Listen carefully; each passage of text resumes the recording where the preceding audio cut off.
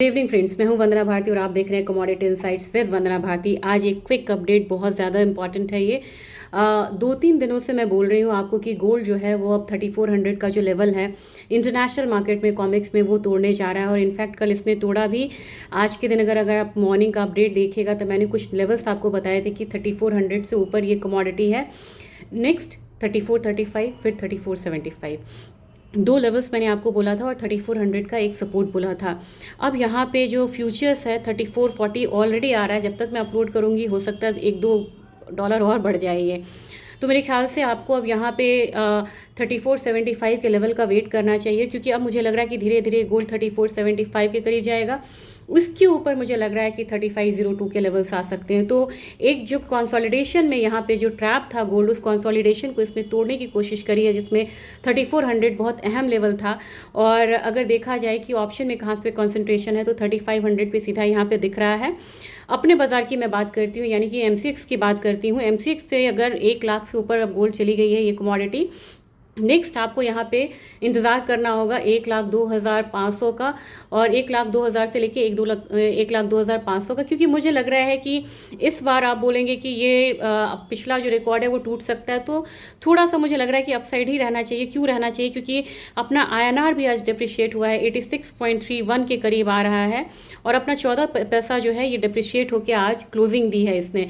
तो INR का depreciate होना और यहाँ पे बढ़ना, और फिर अगर आप देखेंगे गोल्ड के साथ साथ तो सिल्वर में भी मूवमेंट है। सिल्वर इंटरनेशनल मार्केट में $39.42 के करीब ट्रेड हो रहा है, यानी कि आज के दिन में बढ़त हुई है 0.25% की। लेकिन गोल्ड की बढ़त ज़्यादा है, वो 1% से ज़्यादा बढ़ा है। हमारे मार्केट में सिल्वर यहाँ पे बढ़ा है 1,15,381 के करीब ट्रेड हो रहा है। हल्की सी यहाँ पे बढ़त है 368 रुपये की मामूली, लेकिन ये मामूली बढ़त फिर से यहाँ पे बढ़ सकती है, क्योंकि अब उम्मीद है कि चांदी यहाँ पे एक बारी $40 का जो लेवल है उसको अगर टच करती है तो नेक्स्ट इसमें अपना बनेगा रेजिस्टेंस, वो 41.5 का बनेगा। याद रखिएगा 41.5 का यहाँ पे एक रेजिस्टेंस बनता हुआ नजर आएगा। उस हिसाब से चांदी 1,18,000, 1,20,000, 19,000 का लेवल जो है वो टच कर सकती है। कुछ जो आपको आंकड़े हैं वो आपको जानना चाहिए कि आखिर ये तेज़ी आई क्यों है। तेज़ी यहाँ पे आई है चाइना से, ये ज़्यादा इन्फ्लुएंस्ड है, क्योंकि बाकी सारी चीज़ें आप जानते हैं कि ट्रेड डील यहाँ पे नहीं हुई, टैरिफ वॉर अभी भी यहाँ पे चल रहा है। फिर ECB की बैठक का मैंने आज आपको जिक्र किया था। ECB इस बार इंटरेस्ट रेट कट नहीं करेगा। ECB अगर इंटरेस्ट रेट नहीं कट करता है तो यूरो जो है वो स्ट्रांग होगा। यूरो स्ट्रांग होगा तो यूरो से गोल्ड का पॉजिटिव कोरिलेशन है, ये चीज़ है। फिर यहाँ पे आपको आज इस पॉवेल की भी स्पीच थी, और अगर आप देखें तो यहाँ पे गोल्ड में जो हाई लगा है इंटरनेशनल मार्केट में, जो सबसे ज़्यादा इम्पॉर्टेंट न्यूज़ है यहाँ पे शंघाई में, वहाँ पे आपको बहुत ज़्यादा अपसाइड देखने को मिल रहा है। और शंघाई में देखा जाए तो 800 yuan is equal to $3470 US का कॉमिक्स, वहाँ पे बहुत ज़्यादा पोजीशंस बने हैं। तो नेक्स्ट आप मान के चलिए कि $3470 जो है वो लेवल आपको देखने को मिल सकता है। और लॉन्ग पोजीशंस बहुत ज़्यादा क्रिएट हुए हैं, और लिबरेशन डे के बाद सबसे ज़्यादा लॉन्ग पोजीशन क्रिएट हुए हैं कॉमिक्स में। तो मैं आपको रीज़न इसलिए बताना चाह रही थी कि किस रीज़न की वजह से यहाँ पे प्राइसेस जो है ऊपर की तरफ जा रहा है।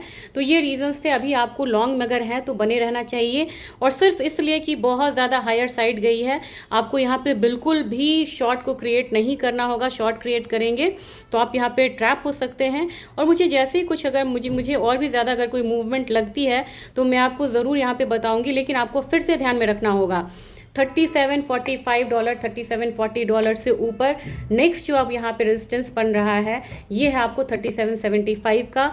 अपना जो सपोर्ट रहेगा $34 रहेगा। घरेलू बाजार में आपको, मुझे नहीं लग रहा कि 98,000 तोड़ना चाहिए इसको। अप साइड में 1,02,000, 1,03,000 का लेवल मान के चलिए। सिल्वर में आपको यहाँ पे $41.5 देखने को मिल सकता है। हमारे बाजार में आप 1,18,000 से 1,20,000 चांदी को मान के चल सकते हैं। तो इस तरीके से आप अपनी ट्रेडिंग स्ट्रैटेजीज बनाइएगा, बहुत जल्दबाजी नहीं करिएगा।